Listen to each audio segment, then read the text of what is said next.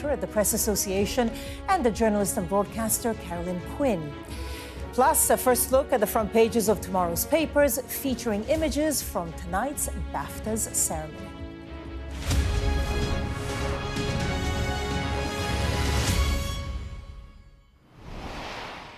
Good evening. Andrew Mountbatten Windsor could face a judge-led inquiry into his links to convicted paedophile Jeffrey Epstein after the former prince was arrested on suspicion of misconduct in public office. Today, as searches continue at his previous home, activists hung up the image of him leaving the police station at the Louvre with the caption, "He's sweating now," placed below it. He denies any wrongdoing. Well, Theo and Carolyn, let's start with your thoughts. Carolyn? Well, Barbara, the questions just keep on coming, don't they? And they'll intensify. We expect his MPs return to Westminster tomorrow. The allegations go beyond questions as well about Andrew's links to Epstein and into the very heart of our institutions, the royal family, the police. Who knew what and when, and how can systems be improved in future? Absolutely. Theo? Well, we've got a demand for an investigation into whether former Prince Andrew and Lord Mandelson committed treason, a select committee inquiry, and then a judge-led inquiry as well, possibly. But I think the only investigation that really matters right now, and I think this was reflected by the government today, is the police investigation and where that takes us. Well, we'll discuss it in more detail, obviously, during the programme. First, let's take a look at the latest developments with our correspondent, Lisa Dowd from Sandringham. They may have hoped for a quiet weekend of reflection at Sandringham. Can you fly from Australia? But the story is so big that it won't just go away.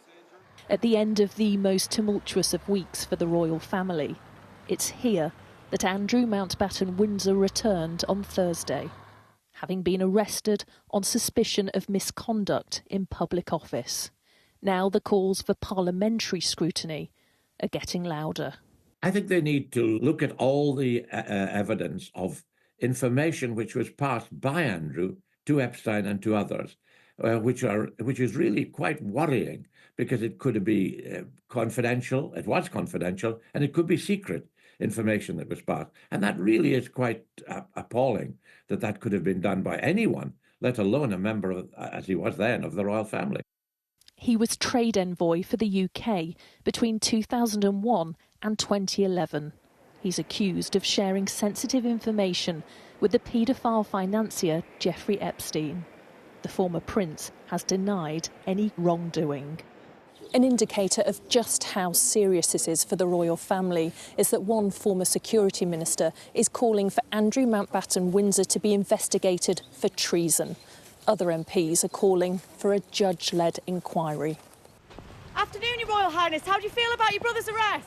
As senior royals are trying to keep calm and carry on, this is a family grappling with a crisis that none of them can control. There is blood seeping under the doorway on a regular basis, and I don't see how he can stop it. The first thing I would have thought Plod would have done would have been look at the money trail. The Fergie borrowing money from Epstein, the paedophile. On Mountbatten Road, near the Sandringham estate, locals have had enough. I think the rest of the family's fine. It's just Andrew, really. He needs to be taken to one side and given a good talking to. Will this be the end of the monarchy as we know it? You know, there's a lot of trust has been lost. Get rid of him. Just carry on with the good stuff. The story has international resonance. Activists in France hung a framed picture of him in the Louvre gallery. The extraordinary image was taken just after he'd been questioned.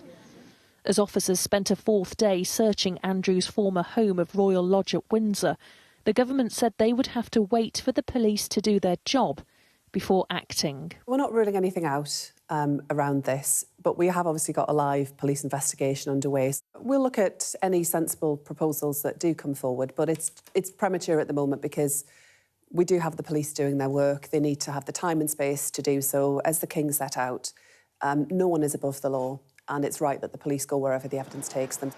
At this early stage of their investigation, neither the officers or the royal family know where this will all lead. Lisa Dowd, Sky News, Norfolk. Let's discuss now this development in more detail. Lots of developments. Theo, if I can start with you. The calls for parliamentary scrutiny are getting louder and louder, aren't they? Yes, they are. And, of course, Parliament has been on a half-term break and it returns on Tuesday. And we already know that there's the Business Select Committee is going to be looking at the processes, or wants to look at the processes involved in making Andrew Mountbatten Windsor a trade envoy. And of course, there are questions around the appointment of Lord Mandelson to that position of ambassador to Washington. But I think what's crucial with this, what we hear over the course of the next week is absolutely the police investigation takes it's the priority.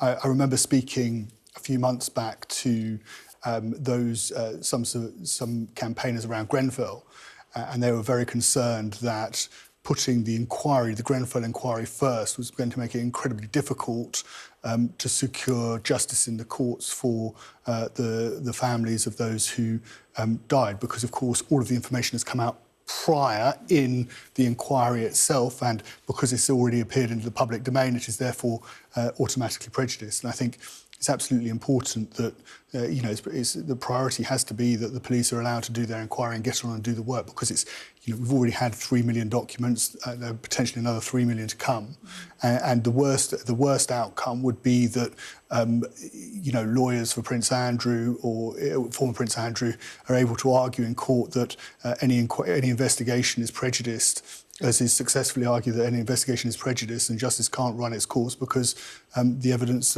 put before a jury has already been in the public domain. Yeah, we've got to let due legal process take its course. And interestingly enough, the King and Queen have let it be known that they would not interfere with that process. But obviously, everyone is restricted in what they can and can't say because of the process going on. Nevertheless, there are these other questions ranging far more broadly. As Theo was saying, the sorts of things that parliamentary MPs and peers will be asking about the system for trade envoys. You've also got somebody like Gordon Brown, who's been weighing in, demanding a police investigation into whether taxpayer-funded jets and RAF bases were used in some of the flights that Andrew conducted in his relations with the paedophile Jeffrey Epstein. And, of course, there's the ongoing question about whether the government will put in place some sort of legislation to remove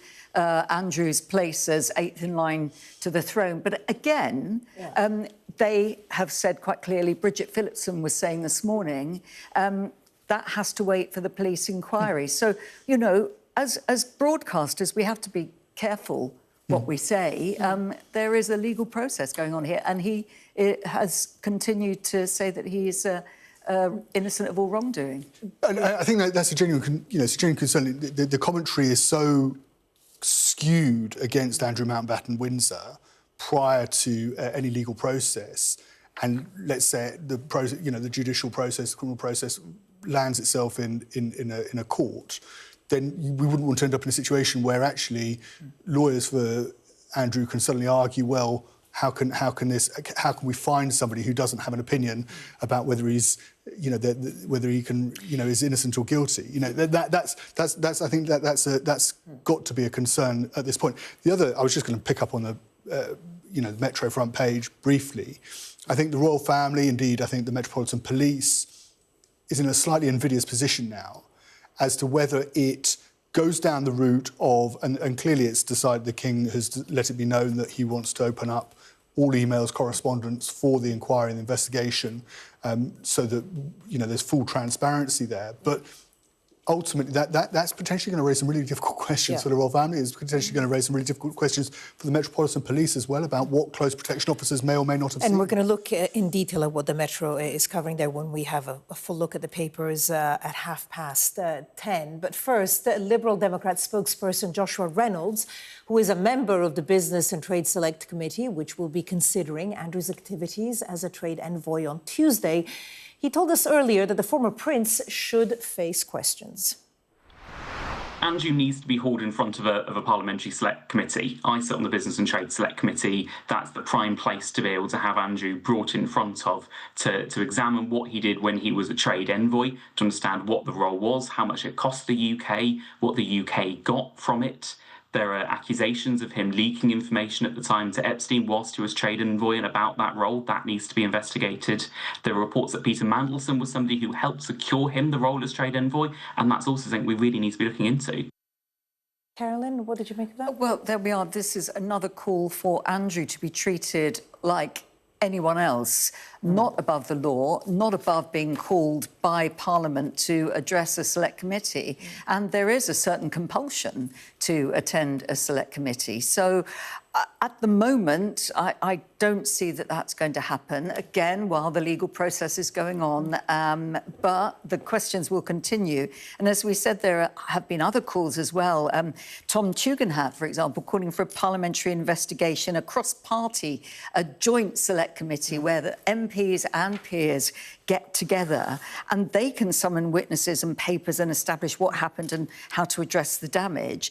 He has also suggested adapting treason laws to modern times if the worst is proven. So, you know, there's a lot of discussion and a lot of people who want to get their hands on this story. Yeah, and forgive me, Theo, before coming to you, let's take a look at the front page of the Metro, which we've mentioned. We will talk about in more detail there. Headline: access all areas. And again, it's King Charles telling his staff to give police access to any of his own files as they investigate his brother's links to Jeffrey Epstein. I mean, as the King had said before, the law must take its course. Yes, and the Metropolitan Police issued a statement on the end of last week, which we covered on the Press Association as it dropped, and you know the main takeaway from that statement, I think it was on Friday, was that you know close protection officers, if they heard anything, saw anything, they must come forward and provide evidence. And yet we've heard previously from close protection officers who've served that when they tried to raise concerns, they were shut down and told to, go off and not raise the alarm. And there's this, I think we're in this really difficult situation now where how do these institutions, whether it be the royal family, the Metropolitan Police, indeed the government, when it comes to releasing files around the appointment of Lord Mandelson, actually ensure that the information that is released is clearly the issue is around Lord Mandelson and Prince Andrew, but actually the contagion is that whether it's ministers or senior officers or members of the royal family suddenly get sucked into this, into damaging headlines as well because they weren't transparent and they weren't straightforward with what they knew at the time. Yeah, we'll discuss this in more detail as well at past when we go through the papers. But first, a man has been shot dead by US Secret Service agents while trying to break into President Trump's Mar-a-Lago estate. Donald Trump, who survived an assassination attempt in Pennsylvania in 2024, and his wife Melania were at the White House at the time. Well, the US media has identified the dead gunman as 21-year-old Austin Tucker Martin from North Carolina. The sheriff of Palm Beach County said they confronted the suspect, who was carrying a petrol can and a shotgun. He was ordered to drop the equipment, at which point they say he put down the can and raised the weapon to a shooting position. Let's take a listen. At 1:30 this morning, the security detail detected that an individual had made his way into the inner perimeter of Mar-a-Lago. A deputy and 2 Secret Service agents on the detail went to that area to investigate. They confronted a white male that was carrying a gas can and a shotgun. He was ordered to drop those 2 pieces of equipment that he had with him, at which time he put down the gas can, raised the shotgun to a shooting position. At that point in time, the deputy and the 2 Secret Service agents fired their weapons and neutralized the threat. Well, Paul Eckhoff, a former Secret Service agent who worked for Donald Trump, Barack Obama and George W. Bush, told us how the suspect gained access to the resort. My sources say that the gate was open to allow a staff member to drive out, at which time this suspect walked in on foot carrying the gas can and shotgun, or ran in rather. at which time he was immediately recognized by a security element, and the interdiction element confronted him and neutralized the threat that he presented. Back to Theo and Carolyn for their thoughts. Carolyn, I mean, of course, it's such a febrile environment right now in the United States, and there have been 2 assassination attempts on Donald Trump during the 2024 campaign, so reason to worry, obviously. And another attempt, as it seems to be portrayed, on Donald Trump in the home that he would normally go to at the weekend over the winter period. And for him and Melania, the relief that he knew he was in Washington at the time of this attempt. Austin, what was the chap's name? Sorry. Eckhoff? No, that was it was, oh my goodness, Austin Martin. There we go. Martin, yeah. His family had reported him missing, apparently, and he had gone off radar. They didn't know where he was. And then he turned up in this terrible situation. Yeah. He's been shot. The security guards have explained why they took the action that they did. The interesting thing is, though, that the perimeter, the security around Mar-a-Lago is extreme. I was in Florida last year on holiday, and we took a drive up to Palm Beach just to take a look. You know, there is a watchtower, there's great security around it. So I wonder now whether there will be an investigation into how... I mean, this guy was able to just slip in on foot while the gate was open. There's a lot that we don't know, obviously. Yeah, of course, but it seems like the security personnel on the front entrance intervened quickly, and he was confronted as apologies, was Eckhoff, your contributor, who was making the point that the threat was neutralised quickly. But to your point, Carolyn, it's how divided America is, right, and how much for. The President of the United States is often seen as a unifying figure, that commander-in-chief, but Donald Trump is somebody who, within the States at the moment is, he divides opinion to the point that, and it's not to condone it at all, or to find excuses for it, but, to the point that there's a part of, there's a caucus within America that, very small in this particular instance wants him dead. It'll be interesting to see when we find out more about Austin Tucker Martin. Now, the Prince and Princess of Wales joined Hollywood stars at tonight's BAFTA ceremony, despite the pressure on the monarchy following, of course, the arrest of Andrew Mountbatten Windsor. Leonardo DiCaprio's film, One Battle After Another, won 6 awards, including Best Film and Best Director, while Hamnet star Jessie Buckley was crowned Best Actress for her role in the Shakespeare-inspired drama. Sky's arts and entertainment correspondent Katie Spencer has all the highlights for us. And the BAFTA goes to Robert Aramayo from I Swear. This was BAFTA's big surprise. Hugging his dad, relative unknown Robert Aramayo winning over A-listers Leonardo DiCaprio and Timothée Chalamet for Best Actor.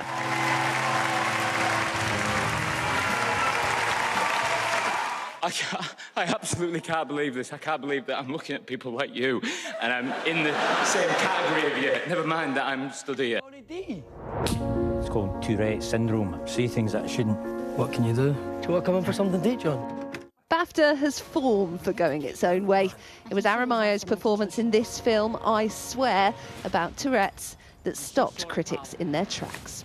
The win, leaving the young actor stunned.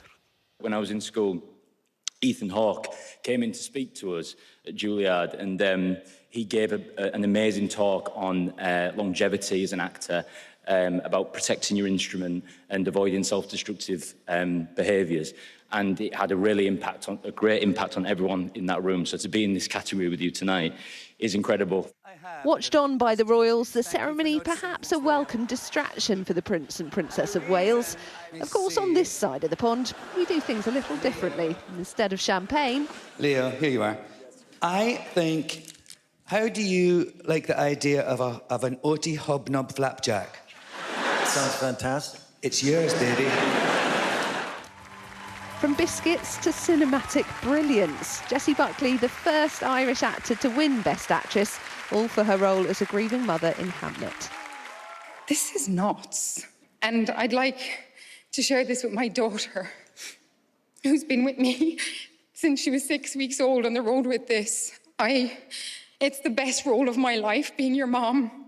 And I promise to continue to be disobedient so that you can belong to a world in all your mad, complex wildness. But this was also a night where the big American films rose to the top. Vampire horror Sinners taking home 3 awards, including one for its British star, Wunmi Mosaku. I found a part of myself in Annie, a part of my hopes, my ancestral power and connection, parts of myself I thought I'd lost or tried to dim as an immigrant trying to fit in. But it was one battle after another that was victorious. Filmmaker Paul Thomas Anderson winning so many he dropped this one for writing, later paying tribute to his British producer Adam Somner, who died last year. 3 weeks into our film, he found out that he was sick, and he made it through production. So if you've ever gone to work with somebody who's very ill, it does something miraculous. It makes you pay attention, and it reminds you of the privilege of this work that we do. Rise and shine. Bat an eyelash. Good morning. There are no hands on the clock. Why? Because they're not needed. Racking up 6 awards in total, One Battle is a film authority is seen as unpredictable, militarised, with the power to destabilise entire neighbourhoods. I know what freedom is. It's no fear. So let's keep making things without fear. It's a good idea. See you at the bar. Thank you. A sentiment worth celebrating. And Katie joins us live now from the BAFTA's after-show party. Great to see you, Katie. Looking wonderful, of course. Any surprises, do you think, or is it what we expected? We journalists love it when there's a big surprise, and certainly Robert Aramayo beating the A-listers tonight, beating Leonardo DiCaprio, beating Timothée Chalamet to win Best Actor was a really big surprise, and it was such an emotional reaction from those watching on in the audience. I think people were surprised, but it is a performance, if you go and see the film, I swear, that is thoroughly, thoroughly deserved. Look, arguably the other big surprise was at the end, hearing Paul Thomas Anderson, One Battle director, actually get a bit political. Now, some of the criticism that has been rounded the cast and crew of One Battle, particularly at the Golden Globes, was the fact that this is quite a politically punchy film that shows the powers that be, the authority, as being militarised and feared. It shows that on screen, and I think in some of the speeches we've had in previous award shows haven't really reflected anything particularly political.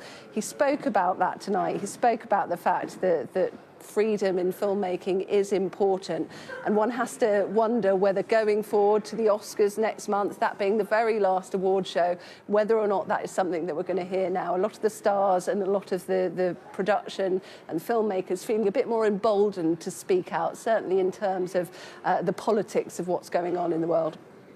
Katie Spencer joining us from the BAFTA's after-show party. Katie, enjoy the rest of the party. Thank you for that.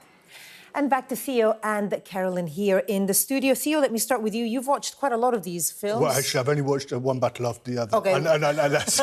But to Katie's point, it is a very political film.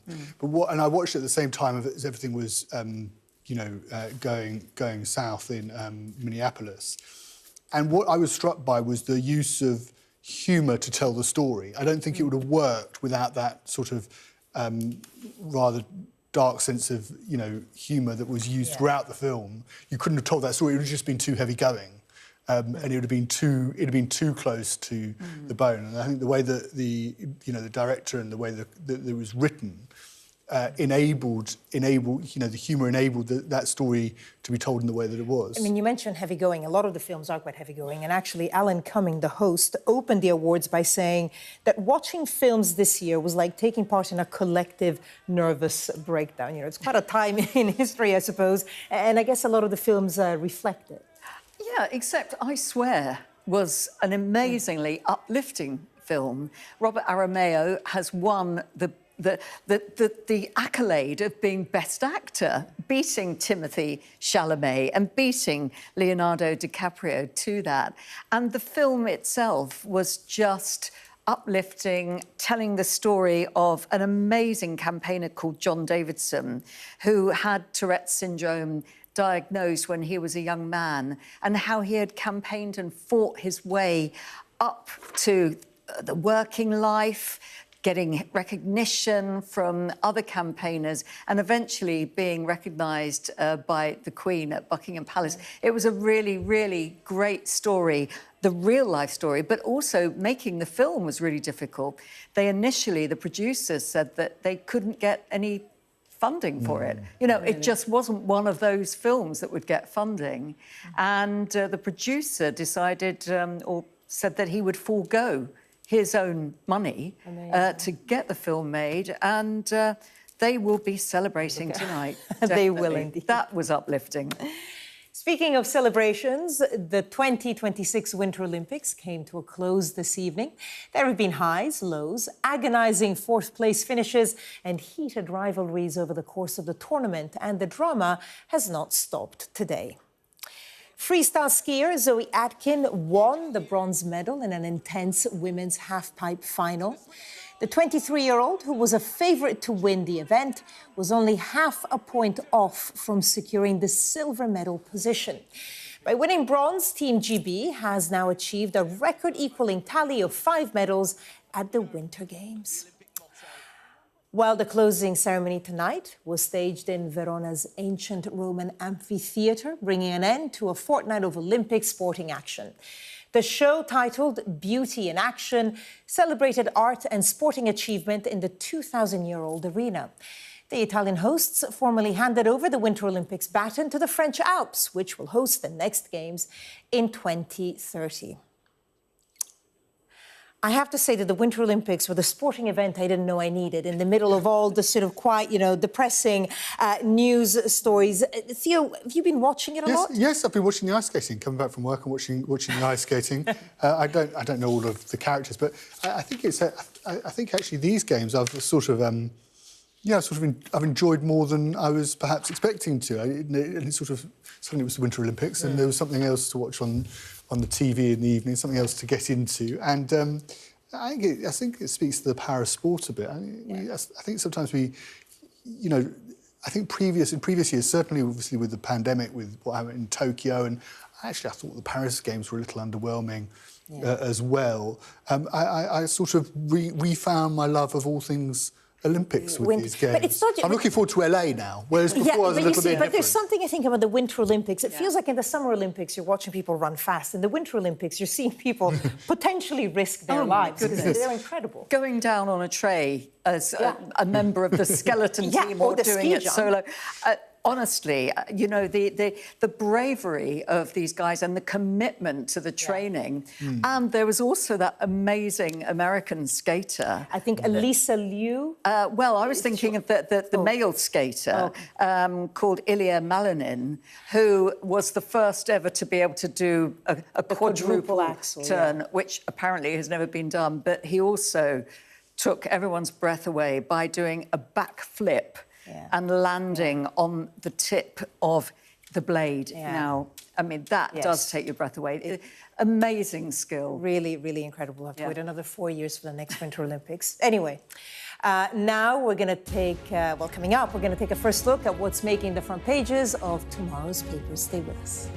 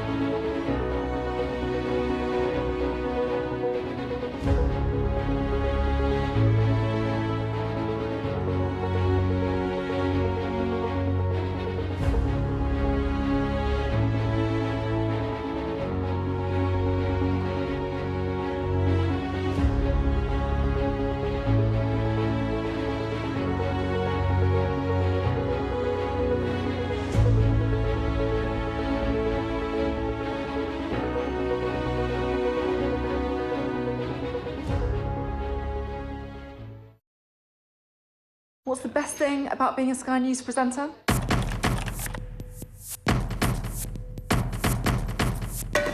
We've done the work and the reading, so you don't have to. Being a Sky News presenter. Hello and welcome. Westminster, the heart of British politics.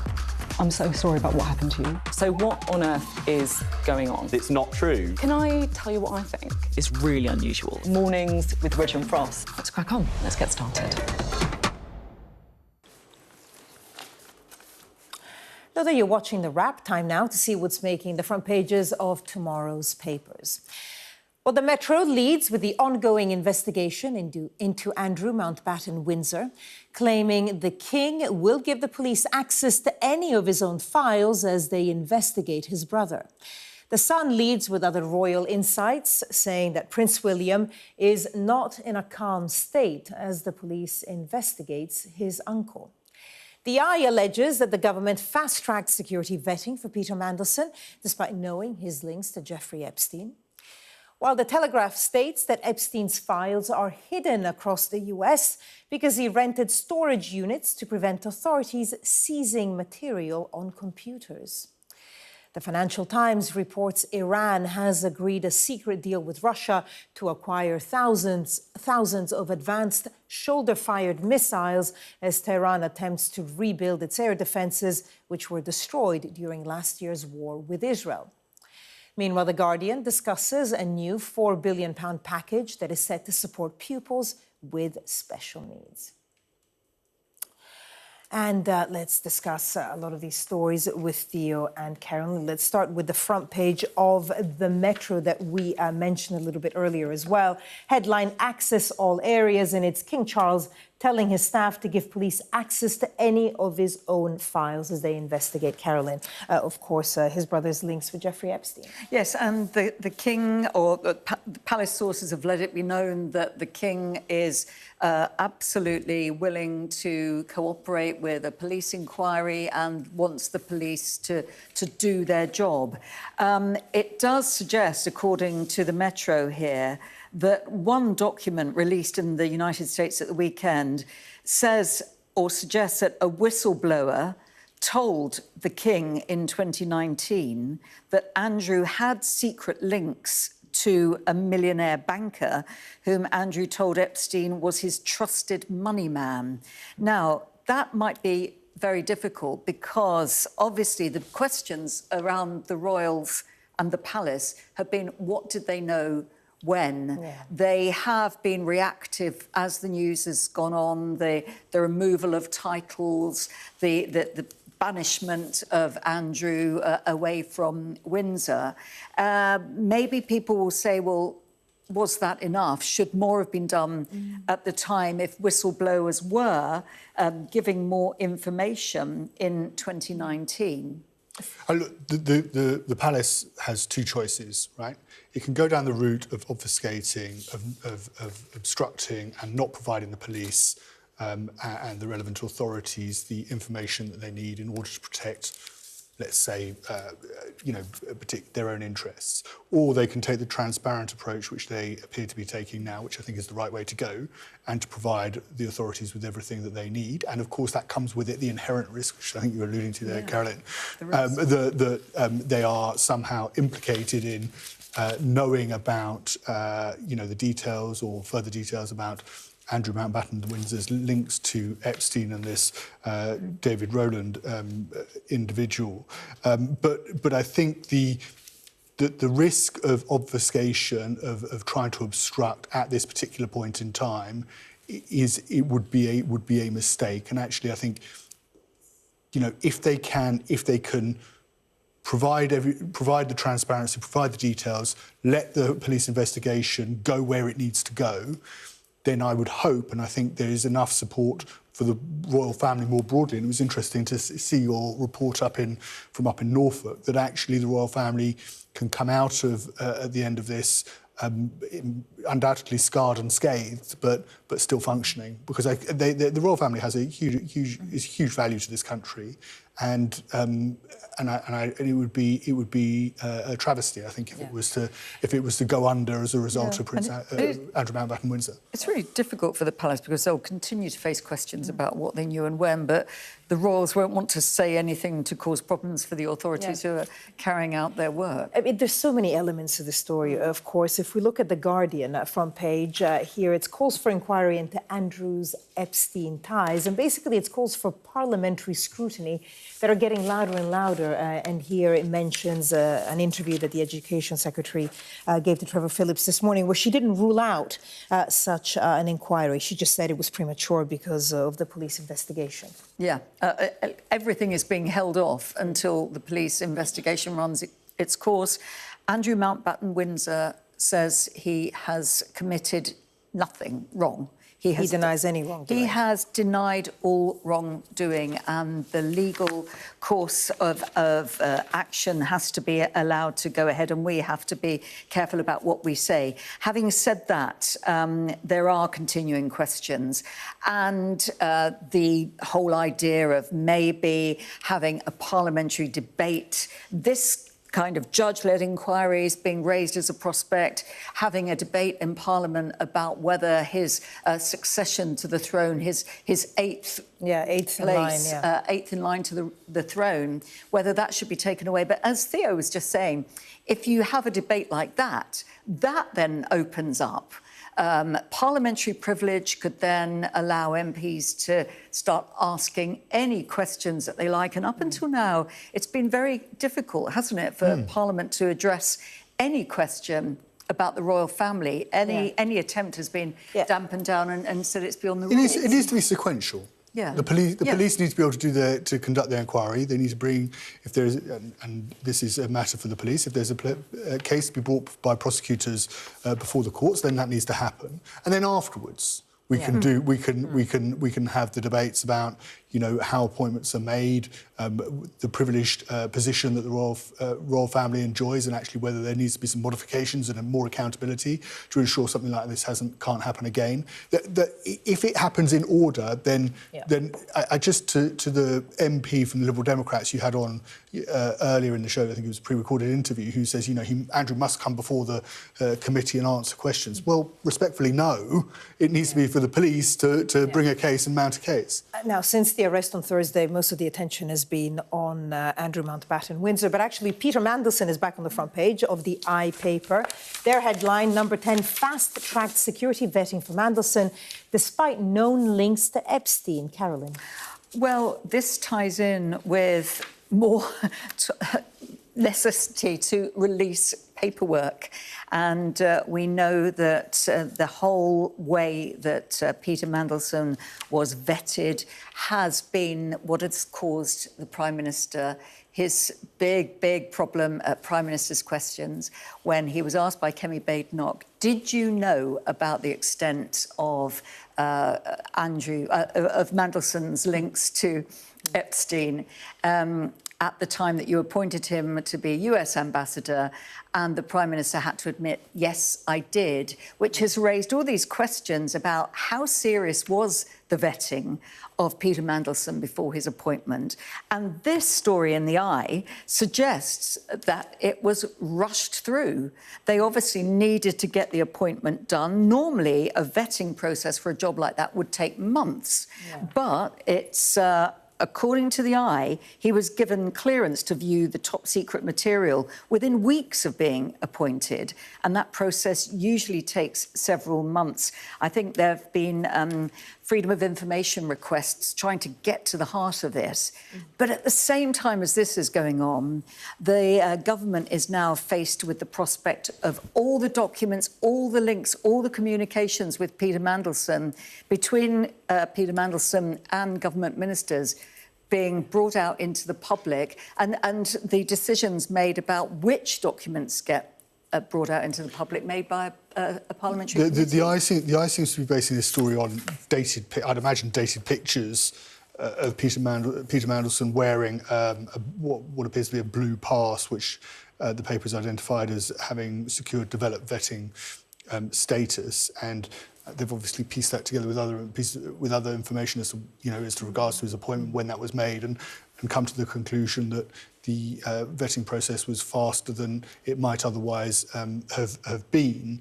But we still don't know exactly what that vetting process was, and we also don't know what prior vetting would have taken place because, of course, Peter Mandelson served in Gordon Brown's cabinet. So there are many questions. There are many questions to answer, but I think the really important question actually is what information, going back to the original release by the Department of Justice of those files, what information did Peter Mandelson supply to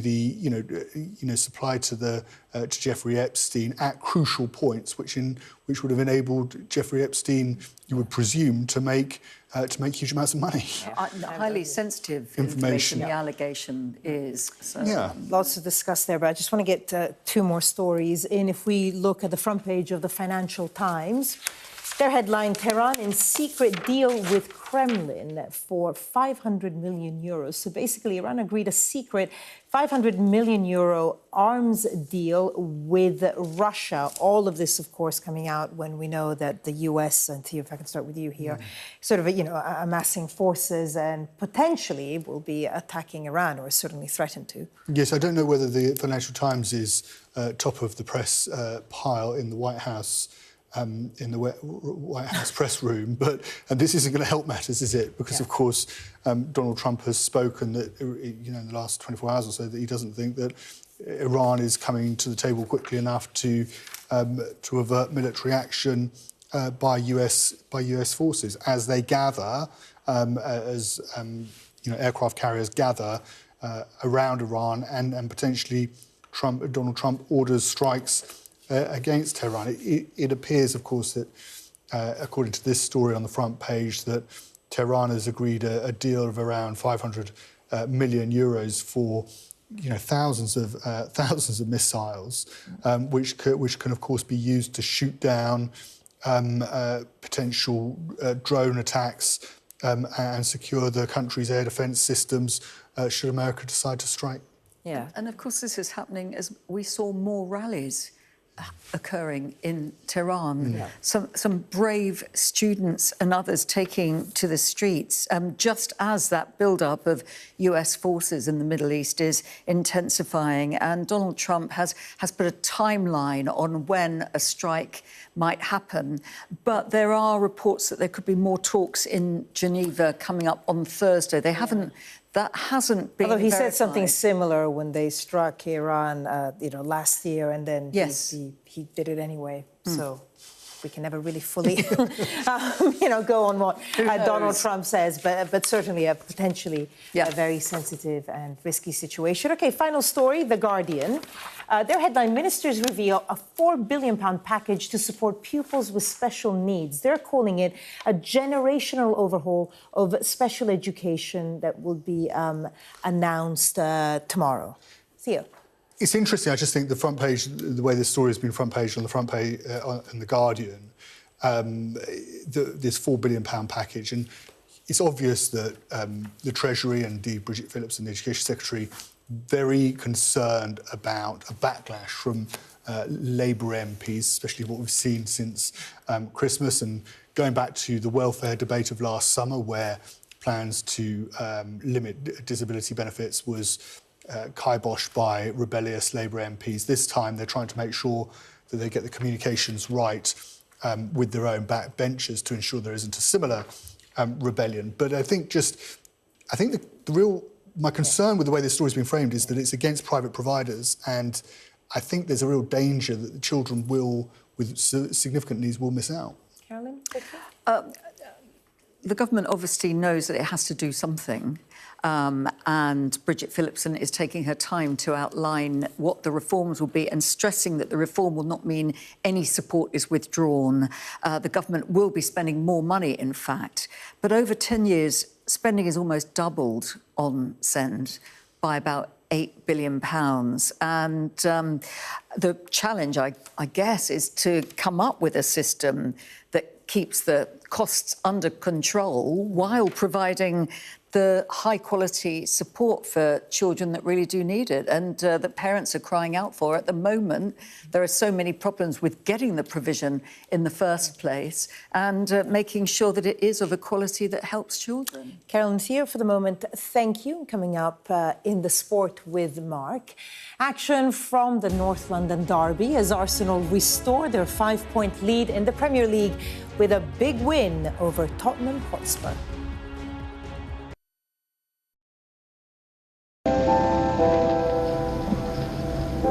I'm Stuart Ramsey, and I'm Sky's chief correspondent. An enormous explosion has just come down. I think it was a monster's just landed in between us. Hundreds and hundreds of people hoping to get north, ultimately to get to the United States. It's a border where they're not welcome, yet they keep coming. We saw snatch squads going in, grabbing people, taking them out and putting them into trucks and taking them away. They make about 50 kilos of fentanyl a week. It's incredibly dangerous and toxic stuff. There's been an upsurge in deaths. The fighting between the gangs is getting more and more vicious. Is this now all your territory? Yeah. The battlefield is outside the barricades, which is over there. This is much more like a normal town. It's really sending a clear message that Venezuela is eager for change. We've been crushed. Free from wherever you get your news. We are in the middle of a forest, in a jungle really, and they're attempting to keep these men alive. This is real, hardcore emergency medicine. The information on this could bring down the entire network, not just in Iraq and Syria, but across the world. Sky News, the full story first. Hundreds of thousands of people have been using the beast for years to traverse Mexico, but it is really dangerous. Many people have died riding it.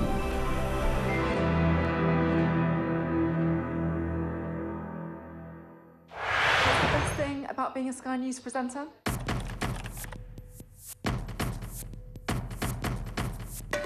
We've done the work and the reading, so you don't have to. Being a Sky News presenter. Hello and welcome. Westminster, the heart of British politics. I'm so sorry about what happened to you. So what on earth is going on? It's not true. Can I tell you what I think? It's really unusual. Mornings with Richard Frost. Let's crack on. Let's get started. What's the best thing about being a Sky News journalist? Who's funnier? Being a Sky News journalist. A special edition of The World with me, Yalda Hakim. Pakistan has the right to respond. You're like, what? A historic day here today.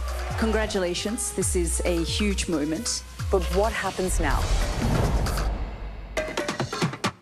The best thing about being a Sky News journalist?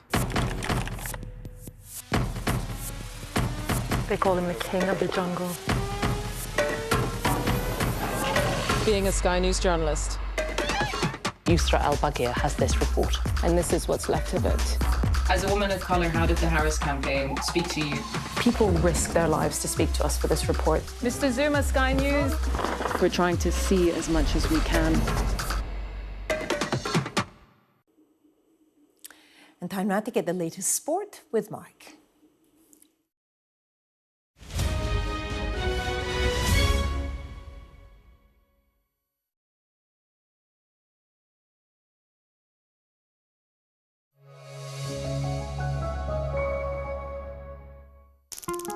Michael, do you want to give us a clap to all the cameras? He's spuggy to his mates, the latest teen sensation of West Ham's endless conveyor belt of football talent. I got in the first team and I got in the England squad. Everything was rosy. He always was an intelligent footballer. West Ham United Football Club. They're taking the calls at Upton Park. Now West Ham are preparing to sell their most talented midfielder. We knew that financial pressure Michael was definitely going. Once Tottenham was involved, there was only one team that I wanted to come to. Jack Santini was the manager. I don't think he really knew who I was. How did Santini react when you signed Michael Carrick? Yeah, he was not very happy. It's funny, in sliding doors, a career could have gone down a whole different path. Martin, he saw the quality of him. I have to play this guy. He was my conductor. I was so happy at Tottenham. Now bids come in, his future's uncertain. And there was a bit of interest. You get whispers and this and that. I approached Daniel. We'd like to buy Michael. He clearly at that point said he's not for sale. Daniel was pretty stubborn. He was a great negotiator. There's a myth around Daniel that perhaps it's warranted. Thinking that they're going to go and sign someone else. Every million, 2 million after that was quite a lot. Did you ever think about walking away? No, I don't think so. I think the very fact that Alex wanted him, I was confident. He said, I want between 10 and 12, and ended up getting 18. That was Daniel, and fair play to him. Right to the middle, please. I just wanted to come and improve my game and win trophies. There was resistance from the fans. Why was signing Michael Carrick? If we hadn't been happy with the sum, we wouldn't have paid it. Too much, if I'm honest, at that time. It was Got his shirt number? 16, number 16. There was no way I was replacing Roy Keane. Totally different characters, players. There is only one Roy Keane, so don't try to find him. That didn't bother me one bit. One of the most important and best midfielders we've had. I feel just totally privileged. Dreams, really.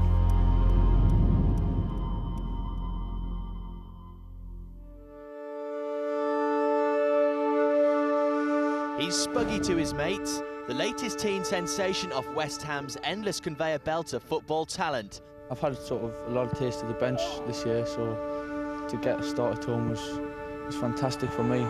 Carrick! Michael Carrick comes up trumps. At the end of the day, it's just a game of football. That's the way I look at it, you know, whether it's for the under-19s, the reserves, for the first team, you know, it's still 11 against 11.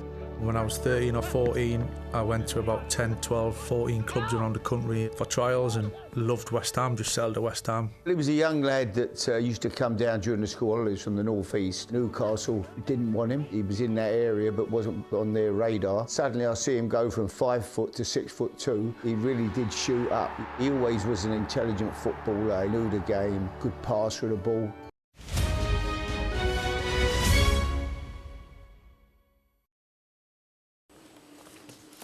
And now let's take a look at the weather.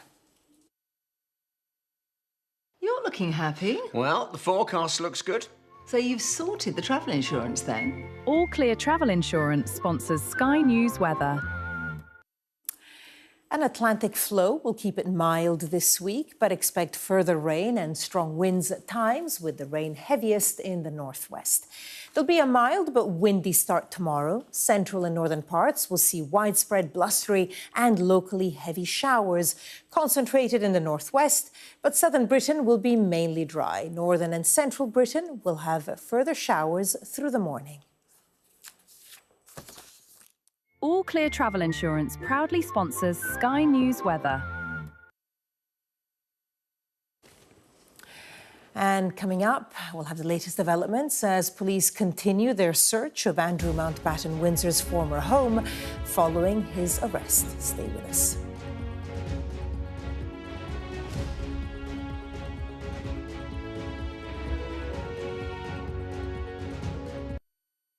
What's the best thing about being a Sky News presenter?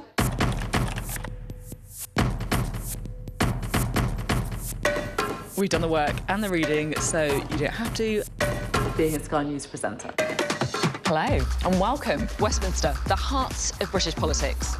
I'm so sorry about what happened to you. So what on earth is going on? It's not true. Can I tell you what I think? It's really unusual. Mornings with Richard Frost. Let's crack on. Let's get started. The best thing about being a Sky News journalist?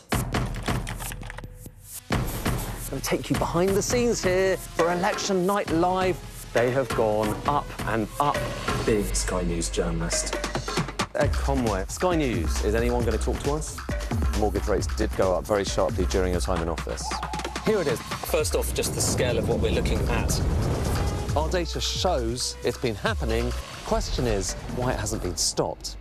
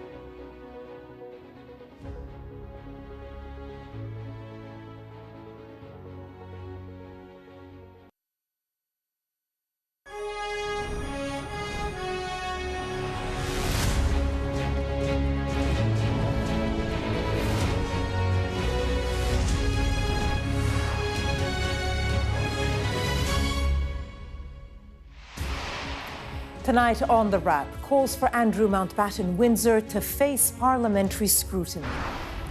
The former prince could face a judge-led inquiry into his links with Jeffrey Epstein and questions in Parliament.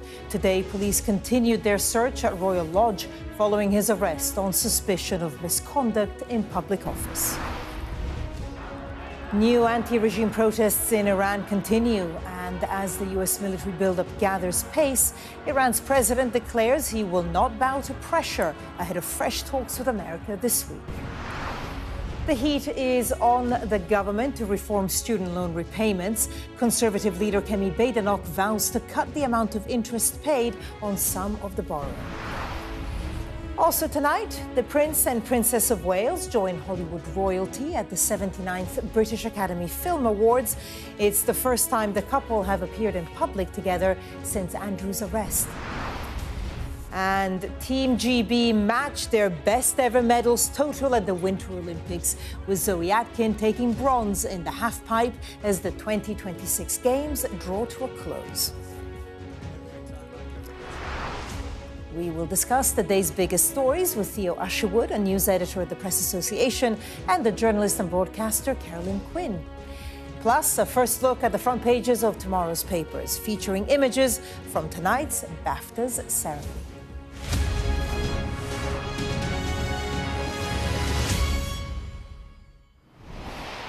Good evening. Andrew Mountbatten Windsor could face a judge-led inquiry into his links to convicted paedophile Jeffrey Epstein after the former prince was arrested on suspicion of misconduct in public office. Today, as searches continue at his previous home, activists hung up the image of him leaving the police station at the Louvre with the caption, "He's sweating now," placed below it. He denies any wrongdoing. Well, Theo and Carolyn, your thoughts on this quickly, Theo? Oh, just a separate thought, actually. I was thinking how two pieces of great British journalism made it into the Louvre. Firstly, the picture by Phil Noble, the Liverpudlian photographer, and secondly, and I saw this when it came in, that headline, "Now he's sweating," which of course was a reference to that interview that Newsnight did, the BBC did, where he said that he didn't sweat. That he didn't sweat. And I thought that was fantastic. Yeah. And I think the headline "Taxi for Andrew" was also quite interesting. Fascinating now. Everybody's got their own investigation and lots of follow-up on the various calls for elements of the Andrew story to be investigated. So we'll be going through all of those. We will indeed, and all of that is coming up. But first, let's take a look at the latest developments with our correspondent Lisa Dowd from Sandringham. They may have hoped for a quiet weekend of reflection at Sandringham. Do you fly from Australia? But the story is so big that it won't just go away. At the end of the most tumultuous of weeks for the royal family, it's here that Andrew Mountbatten Windsor returned on Thursday, having been arrested on suspicion of misconduct in public office. Now the calls for parliamentary scrutiny are getting louder.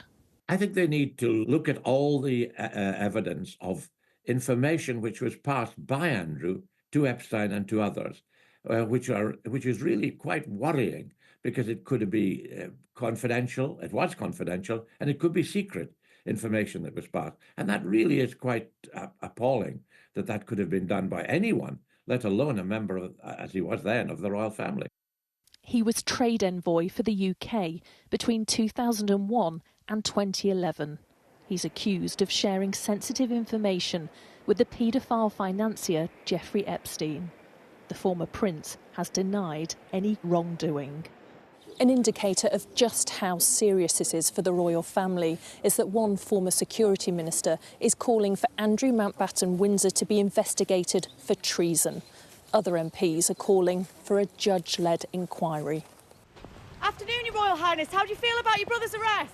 As senior royals are trying to keep calm and carry on, this is a family grappling with a crisis that none of them can control. There is blood seeping under the doorway on a regular basis, and I don't see how he can stop it. The first thing I would have thought Plod would have done would have been look at the money trail. The Fergie borrowing money from Epstein, the paedophile. On Mountbatten Road, near the Sandringham estate, locals have had enough. Well, I think the rest of the family's fine. It's just Andrew, really. He needs to be taken to one side and given a good talking to. Will this be the end of the monarchy as we know it? You know, there's a lot of trust has been lost. Get rid of him. Just carry on with the good stuff. The story has international resonance. Activists in France hung a framed picture of him in the Louvre gallery. The extraordinary image was taken just after he'd been questioned. As officers spent a fourth day searching Andrew's former home of Royal Lodge at Windsor, the government said they would have to wait for the police to do their job before acting. We're not ruling anything out around this, but we have obviously got a live police investigation underway. We'll look at any sensible proposals that do come forward, but it's premature at the moment because we do have the police doing their work. They need to have the time and space to do so. As the King set out, no one is above the law, and it's right that the police go wherever the evidence takes them. At this early stage of their investigation, neither the officers or the royal family know where this will all lead. Lisa Dowd, Sky News, Norfolk. Let's get the thoughts of Theo and Carolyn. Carolyn, starting with you. I mean, a lot of developments, especially since the arrest on Thursday. What have you made of it all? Yeah, well, all of it is uncomfortable reading for the royal family, for the King and the palace, and also the fact that so many parliamentarians are now calling for more questions and more of an investigation as well. Gordon Brown has weighed into the issue by asking whether taxpayer-funded planes and airports, RAF ports, were used by Andrew in his flights to and from Epstein. And for the royal family, you know, a problem like this, it's never going to be a good time for it to happen. But it comes just a couple of months before the King is due to travel to the United States on a big state visit. It's been talked about for a long time. Could he face difficult questions there? Or, indeed, might people there say, well, look, this is somebody acting with dignity who has taken action against misdemeanours and somebody who has been alleged of a potential crime, although Andrew, of course, denies any wrongdoing. Yeah. But you know, we know that some of the survivors and their families of Epstein's abuse have praised the King for the action that he's taken. And it has to be said, and it's been said many times, hasn't it, that all the action seems to be in the UK in terms of questioning, bringing some of these grim details to light, which seems to be happening far less in the United States. So, you know, he could face questions when he goes. Yeah. I think what's interesting about this particular scandal, and I just can't think of anything that compares to it, is it affects every element of the establishment, the British establishment. So if you look back to, say, what happened in 2009 with the expenses scandal, that was Parliament. And, of course, we've had what's happened with what happened with Partygate. That was the executive in Downing Street. And this is a scandal that I think what sets it apart from all of the others is that it affects not only the royal family, it affects the government itself, it affects, and I think it was going to bring into question the role played by police and the Metropolitan Police in particular.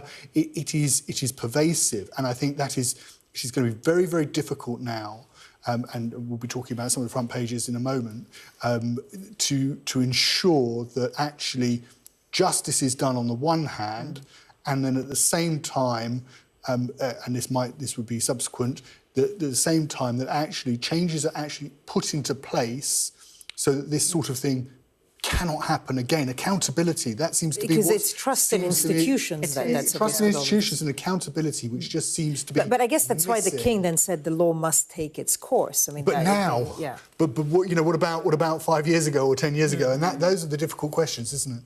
Aren't they? OK, if I can just, let's bring in a Liberal Democrat spokesperson, Joshua Reynolds. He's a member of the Business and Trade Select Committee, which will be considering Andrew's activities as a trade envoy on Tuesday. Now, he told us a little earlier the former prince should face questions. Andrew needs to be hauled in front of a parliamentary select committee. I sit on the Business and Trade Select Committee. That's the prime place to be able to have Andrew brought in front of to examine what he did when he was a trade envoy, to understand what the role was, how much it cost the UK, what the UK got from it. There are accusations of him leaking information at the time to Epstein whilst he was trade envoy, and about that role, that needs to be investigated. There are reports that Peter Mandelson was somebody who helped secure him the role as trade envoy, and that's also something we really need to be looking into. Joshua Reynolds speaking there. Carolyn, what did you make of it? Yet again, it's more questions. A parliamentary committee that would dearly like to have Andrew answering questions that they put to him. And normally a select committee has the right to call people, and there is a certain amount of compulsion.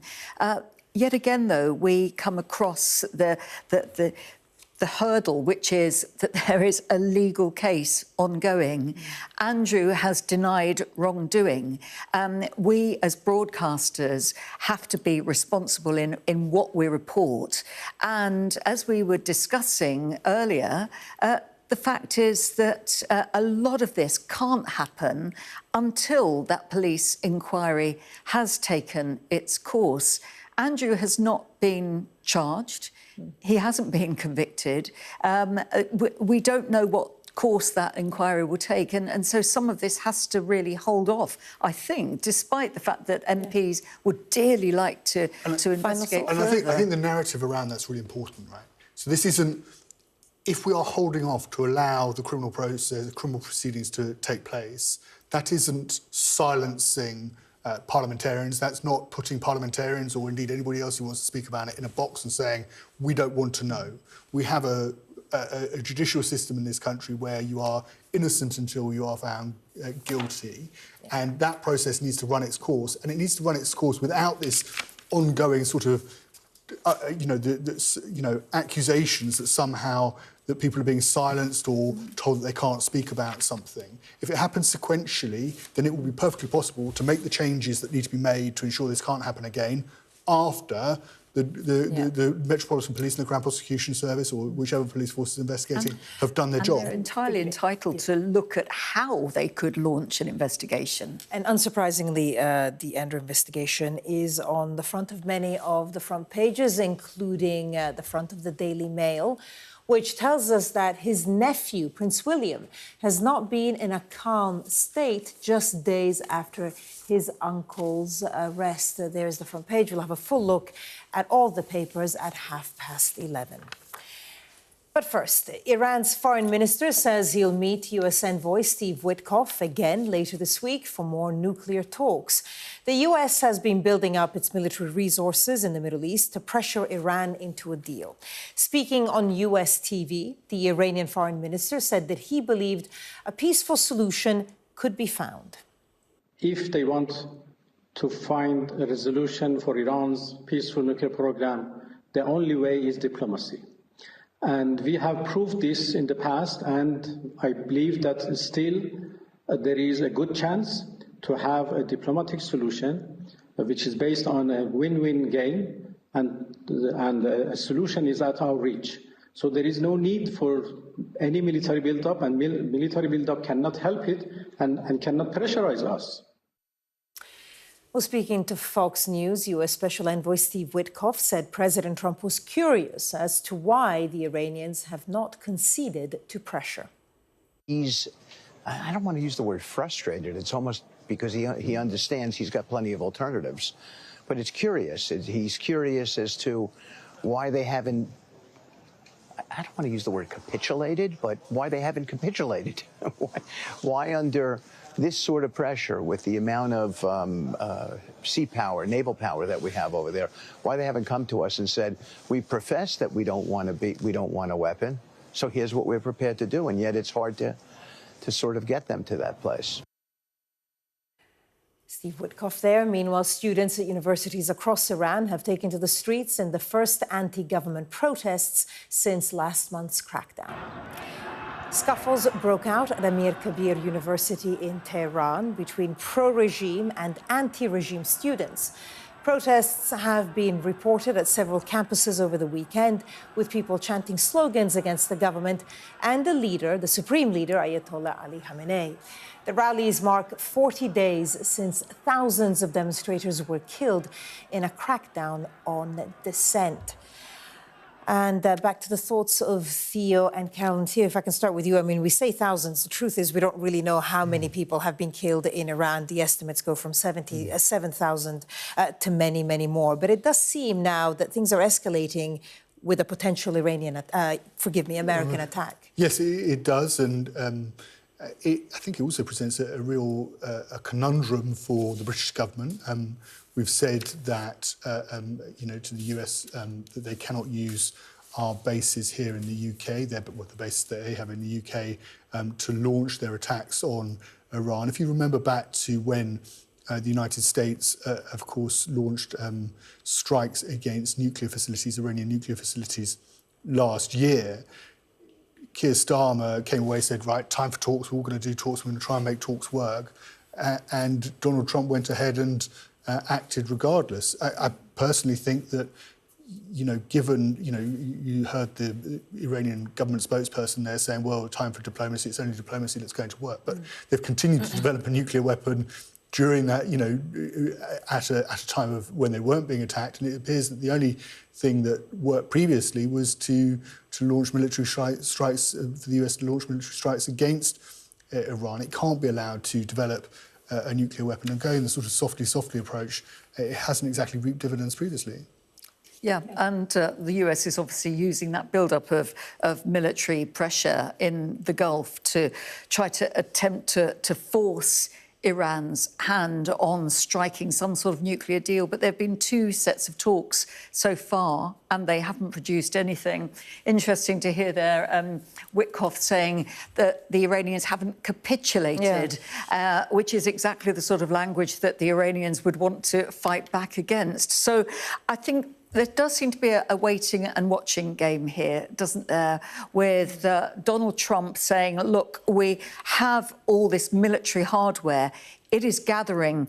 You've got, I think, 15 days, I think he said, to the Iranians to reach a deal within a maximum of 15 days or reap the consequences. Now, whether he will go ahead with that, as we know, he promised or made a pledge, it seemed, to go in and help protesters when there was the Iranian crackdown, and it didn't happen. No. But last year, he took the world by surprise when the attack on the Iranian nuclear facilities took place. Well, unpredictable, I think. Very much. And the other thing that Steve Witkoff said was that the president was frustrated. He didn't want to use that word, and then he did use that word. And so you have a frustrated President Trump. We will see how all of that develops.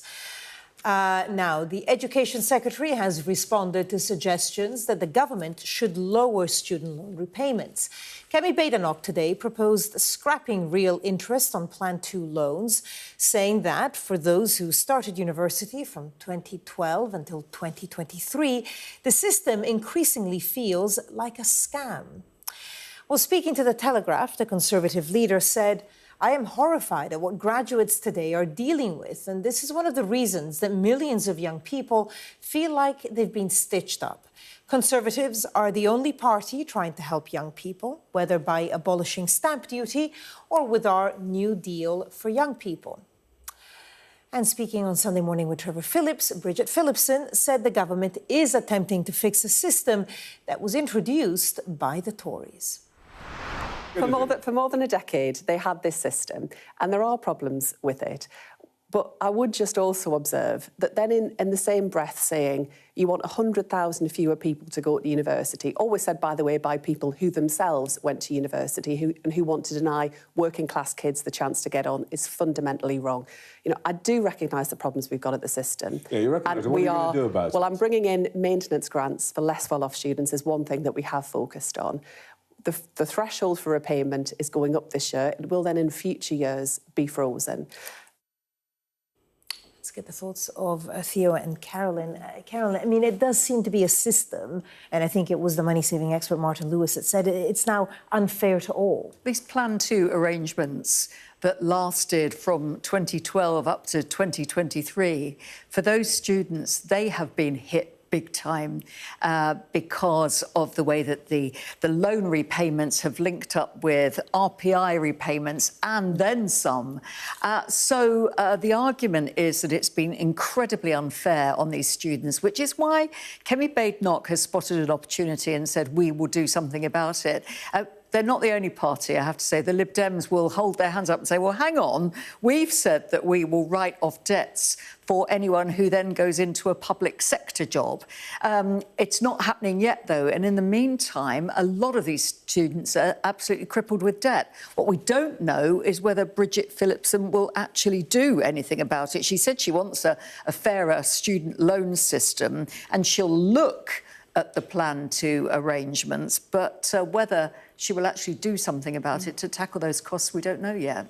This story is, you know, it goes back to changes that Rachel Reeves has made, but of course it's a long-running problem that has been going on. It was never the design of the system when they introduced student fees that you end up in a scenario where you are paying.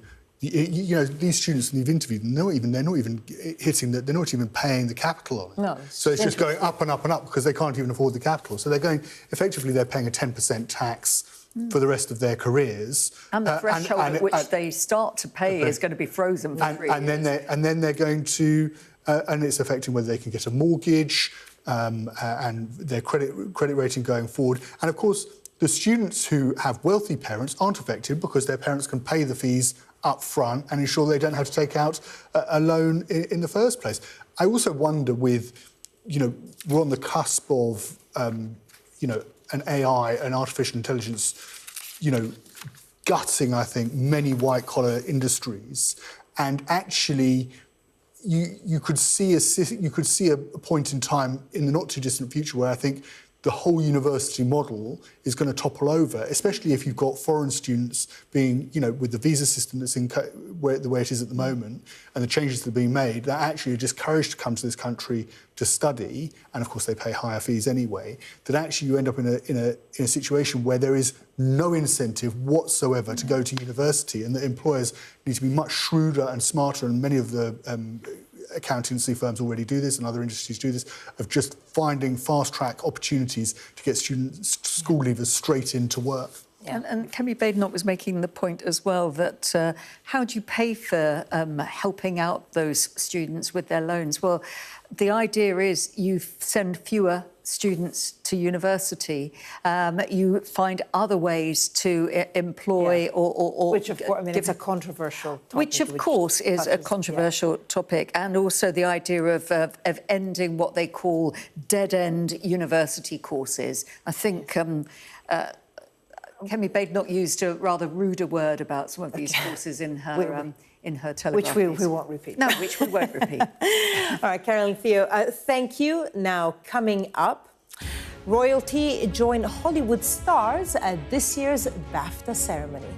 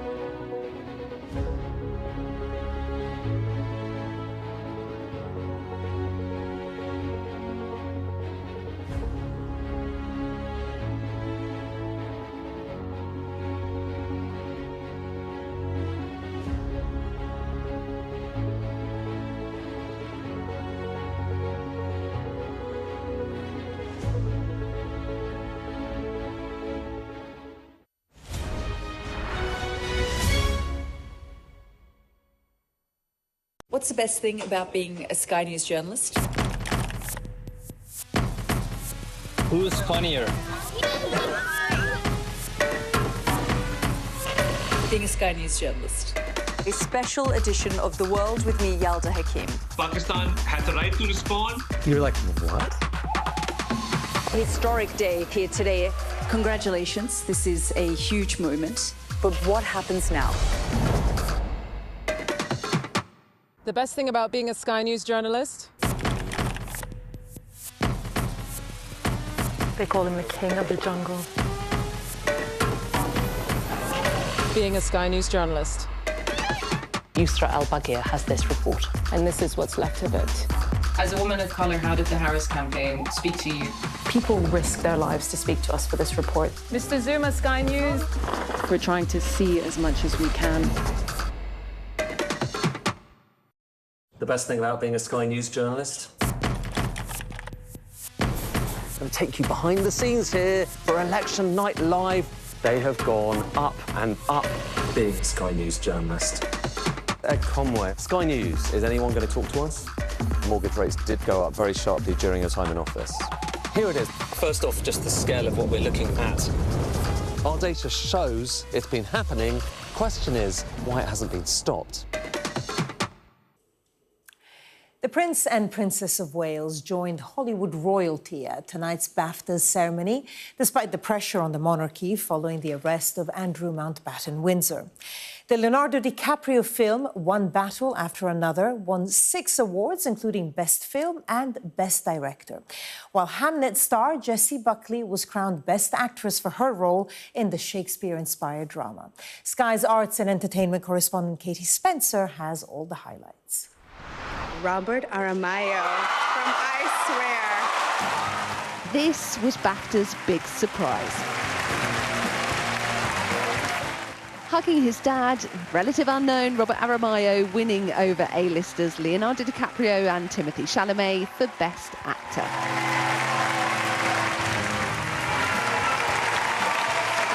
I absolutely can't believe this. I can't believe that I'm looking at people like you and I'm in the same category of you. Never mind that I'm stood here. It's called Tourette syndrome. Say things that I shouldn't.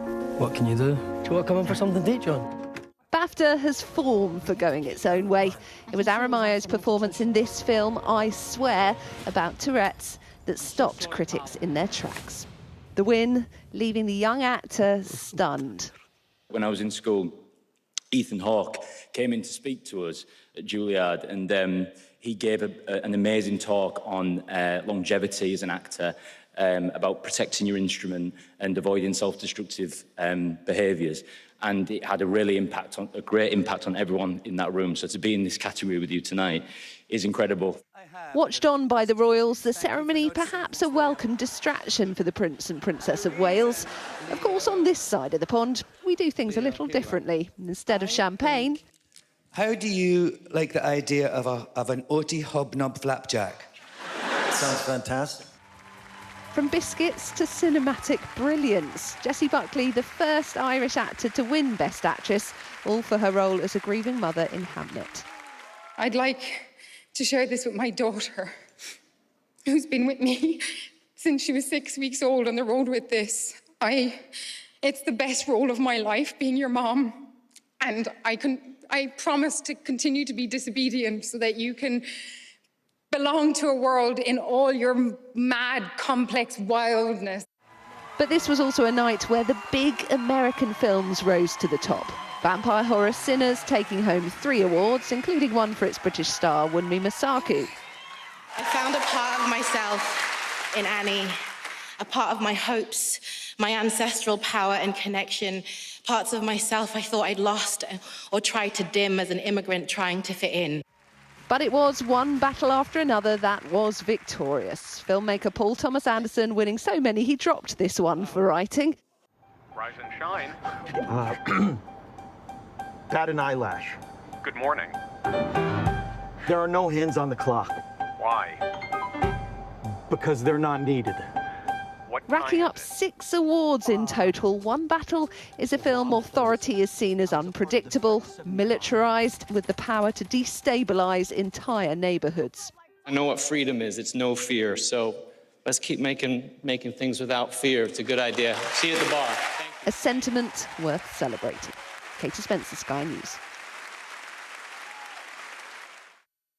Some really touching acceptance speeches. Caroline, I think you've seen most of the films. Did you think the right people won? Oh, definitely. I think Jessie Buckley was always a shoo-in for her role as William Shakespeare's wife, as a beautiful film that really portrayed parental grief in a way that I've never seen before. And the way that it was shot, it was sort of in semi-darkness, which is what it would have been like in Shakespearean times.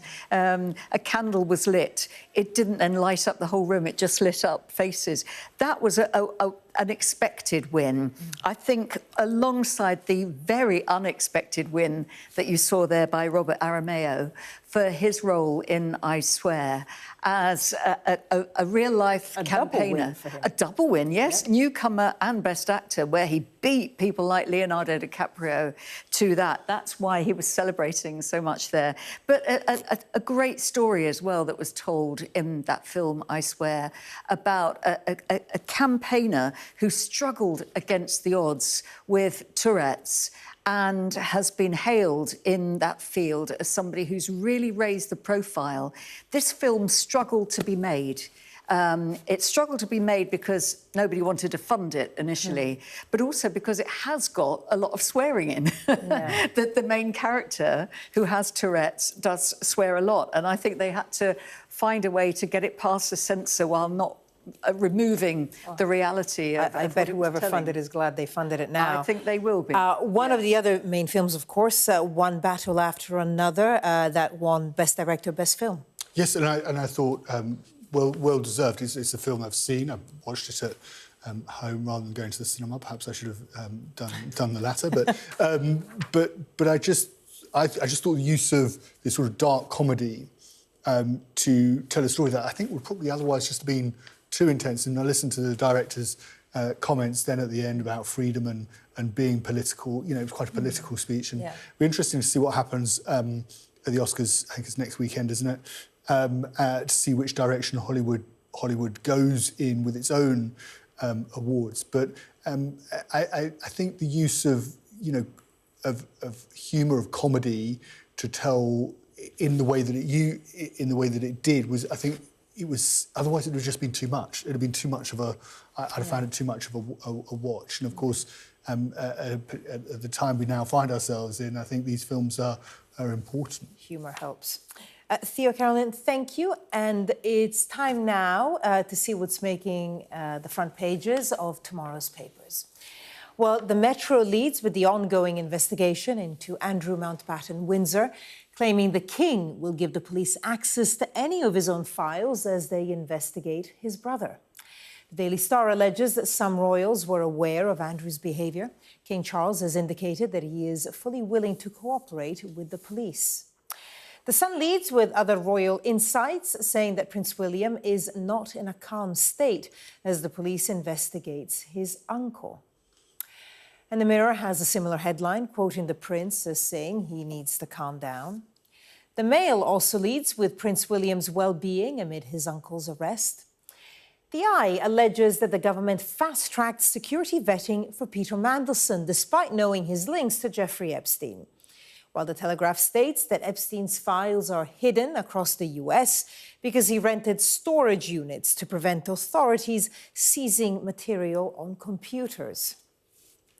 The Times reports that some of the evidence related to Jeffrey Epstein has been destroyed. The Financial Times has another story. It reports Iran has agreed a secret deal with Russia to acquire thousands of advanced shoulder-fired missiles as Tehran attempts to rebuild its air defences, which were destroyed during last year's war with Israel. And The Guardian discusses a new £4 billion package that is set to support pupils with special needs. Right, so let's take a look at some of these stories in more details. Why don't we start with the front page of the Metro? Theo, if I can start with you. Access all areas, and this is a story that I mentioned there when I was going over the front pages. King Charles telling his staff to give police access to any of his own files as they investigate his own brother. Yeah, and it's a continuation of the theme that we've seen from Buckingham Palace going back to last week, where the King, there was a statement from King Charles where he said the law must take its course. The palace is under no illusions, and it's that it can be seen to in any way to obfuscate or to obstruct the course of justice, and that the Metropolitan Police, and when it comes to it, if it comes to it, the Crown Prosecution Service must be allowed to bring about, to pursue whatever leads that they deem necessary. And indeed, if that means charging Andrew, and that decision is yet to be taken, but even if it means charging Andrew with a criminal offence. And I think it's the right course of action by King Charles and the palace. I think to in any way to be seen to try and obstruct an investigation would be incredibly damaging. But it comes with an inherent risk that by providing details, there are further revelations that come out from his own files that actually either he or other members, courtiers, or indeed other members of the royal family knew about Andrew Mountbatten Windsor's behaviour a long time ago and did nothing about it. Carolyn, get your reaction on this story, but mentioning other members of the royal family, let's take a look at the front page of The Sun and a headline that in some ways was repeated in other papers as well. Wales are not in a calm state. We see that the Prince and Princess of Wales at the BAFTAs tonight. Looking wonderful, but I suppose the smiles possibly hiding the worry over everything that's happening. Yes, and they may be all smiles tonight, but there can never be a good time for a scandal like this to emerge and, as Theo was saying, potentially drag in other members of the royal family who are asked, what exactly did you know and when? The interesting thing is, all the papers have their individual lines on this story. And talking about obstructing the course of justice, in the Telegraph, the reporters are saying that Jeffrey Epstein hid computers and photographs from US authorities, and he rented storage units to prevent the authorities seizing the material on his computers, even hiring private detectives or private investigators to remove equipment from his Florida home and move it around. At the same time, you have on the front of the Times investigations prompted in part by Gordon Brown, who wanted to know whether RAF bases and taxpayer-funded craft were used to make trips that could have been associated with Jeffrey Epstein. When he was trade envoy. When he was trade envoy, up until 2011. But the front page of the Times suggests that some of the evidence of those flights has been destroyed, so that could hamper further investigation. Theo, a final thought from you. I mean, there's so many elements of the story, so many aspects. It's literally international, a lot of stuff coming out of the US as well. It's just going to rumble on and on and on. How damaging is it going to be for the monarchy? I was just thinking about that when Carolyn was speaking, and I just look at this front page of The Sun newspaper and compare and contrast with the approach taken by Buckingham Palace as opposed to Kensington Palace. And I just wonder whether actually the way this is being set up now is the king will ultimately take the fall for the sins of his brother, and that he will act as the firewall so that the House of Windsor can continue with William and Kate at the helm. It's a very I think it's actually quite an iconic photograph on the front page of the country's most popular daily newspaper.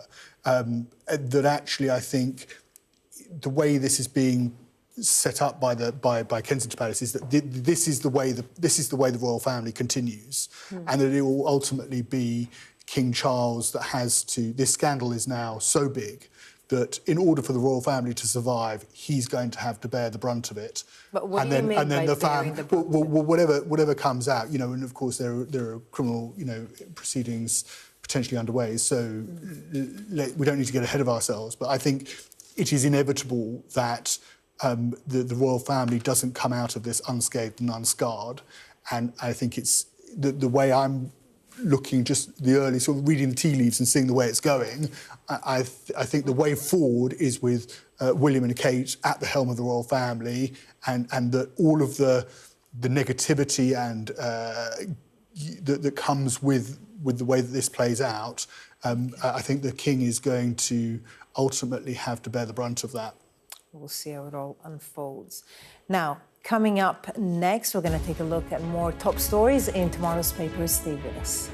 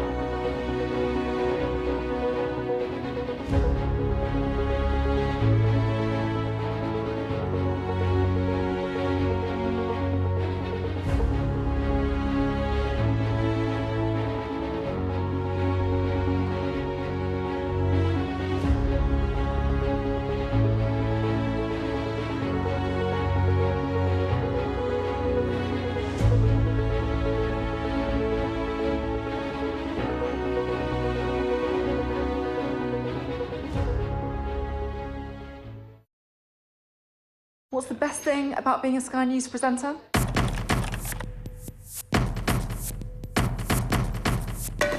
We've done the work and the reading, so you don't have to. Being a Sky News presenter. Hello and welcome. Westminster, the heart of British politics. I'm so sorry about what happened to you. So what on earth is going on? It's not true. Can I tell you what I think? It's really unusual. Mornings with Ridge and Frost. Let's crack on. Let's get started. Hello, you're watching The Wrap. Time now for a closer look at what's making tomorrow's papers. Karen, let's look at the front page of the Daily Telegraph about tariffs, because, of course, Trump's had another tariff change of mind. Now, 15% global baseline, because he was unhappy about the Supreme Court's decision, and it's going to impact us.